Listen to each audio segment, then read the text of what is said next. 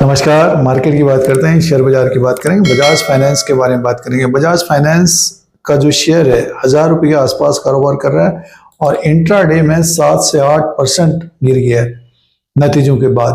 तो इसी के बारे में डिस्कस करते हैं, चर्चा करते हैं इस वीडियो में। जो निवेशकों ने निवेश कर लिया है ऊपर की तरफ, आप तो वो निवेशक वरीड हो गए होंगे। तो नतीजे तो आपने देख लिए होंगे किस प्रकार के रहे हैं, जिसमें रेवेन्यू और प्रॉफिट में ग्रोथ देखने को मिली है और बाजार के अनुरूप भी रहे हैं बजाज फाइनेंस के नतीजे। फिर भी स्टॉक गिर गया, तो उसमें देखिए एक दो रीजन है, कारण है। एक तो स्टॉक नतीजों से पहले ऊपर की तरफ था, स्टॉक में ही कारोबार कर रहा था, और दूसरा ये है कि नतीजों के बाद कंपनी ने जो गाइडेंस का बयान दिया है, यानी मीन्स आगे क्या ग्रोथ रह सकती है, तो उसमें कमी रह सकती है। जो कंपनी का अनुमान है कमी रह सकती है, तो इसीलिए आज शेयर गिर गया। बहुत सारे जो निवेशक होंगे वो सोच रहे होंगे कि नतीजे तो ठीक ठाक रहे फिर भी शेयर गिर गया। तो ये दो रीजन है, और प्लस मार्केट में ये भी देखा जाता है कि नतीजों से पहले कोई भी कंपनी का शेयर बढ़ता है तो उसमें प्रॉफिट बुकिंग आती है। तो यही बजाज फाइनेंस के साथ हुआ है। अब निवेशक क्या करें इसमें, जैसे कि अब किसी भी निवेशक ने ऊपर की तरफ खरीदा है 1040, 50 और 60, तो उन निवेशकों को थोड़ा बहुत समय देना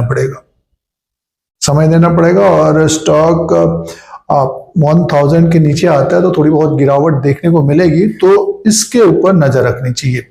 जो निवेशक एनबीएफसीज के कंपनियों में निवेश करना चाहता है, अपना कैपिटल लगाना चाहते हैं, तो बजाज फाइनेंस एनबीएफसीज में एक बड़ी कंपनी है और बजाज ग्रुप की एक प्रॉफिटेबल कंपनी है। काफी वोलेटाइल भी रहता है ये।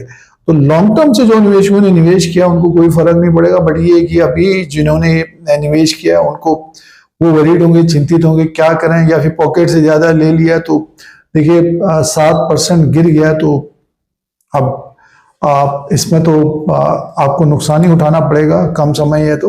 और अपना पैसा है तो होल्ड करना चाहिए हमारे अनुसार। और नतीजे आपने देखे हैं, नतीजे ठीक ठाक रहे हैं, दूसरी तिमाही के बाजार के अनुरूप ही रहे हैं। तो ये कारण रहा है, जो गाइडेंस दिया है कंपनी ने कि आगे थोड़ी बहुत कमी रह सकती है। अब यही अगर पॉजिटिव में होता तो स्टॉक ऊपर की तरफ भी होता, प्रॉफिट बुकिंग आनी थी इसमें, क्योंकि एक तेजी देखने को मिली थी नतीजों से पहले। तो बड़ी कंपनी है और स्टॉक और नीचे की तरफ आता है तो नजरों में रखना चाहिए बजाज फाइनेंस को।